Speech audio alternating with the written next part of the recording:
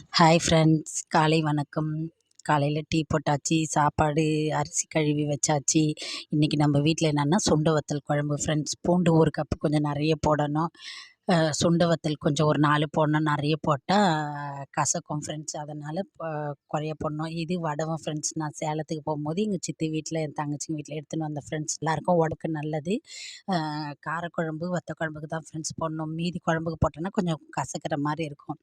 பூண்டு, சின்ன வெங்காயம் போட்டு நல்லா தாளித்து பொன்னிறமாக வந்த பிறகு தக்காளி பழம் கொஞ்சம் கூடுதலாக போடணும் ஃப்ரெண்ட்ஸ். ஏன் தெரியுமா? 3 வேளைக்கும் வரணும், எங்கள் அம்மாவுக்கும் கொடுக்கணும். அதனால் நான் கொஞ்சம் கூடுதலாகவே போட்டு குழம்பு வச்சுடுவேன் ஃப்ரெண்ட்ஸ். ஒரு கொட்டை புளி ஊற்றணும், ஏன்னா நிறைய ஊற்றக்கூடாது. வச்சுட்டு இன்றைக்கி கோஸு கூட்டு, இதுதான் சுண்டை வத்தல் குழம்பு ஃப்ரெண்ட்ஸ். சுண்டை வத்தல் குழம்பு, சாப்பாடு பிள்ளைங்களுக்கு டிஃபன் பாக்ஸில் போட்டாச்சு. ஒயிட் ரைஸு, நைட்டு சுட்ட இட்லி இருந்தது ஃப்ரெண்ட்ஸ். அது 4 இருக்குது. அதை நான் சாப்பிட்டுப்பேன், வேஸ்ட்டு பண்ணக்கூடாது. எப்படியோ நம்ம எவ்வளோ சிக்கனமாக இருக்குமோ அவ்வளோமோ நம்மளுக்கு நல்லது தான் ஃப்ரெண்ட்ஸ். Okay bye. இது பிடிச்சிருந்தால் லைக் பண்ணுங்கள், ஷேர் பண்ணுங்கள் ஃப்ரெண்ட்ஸ்.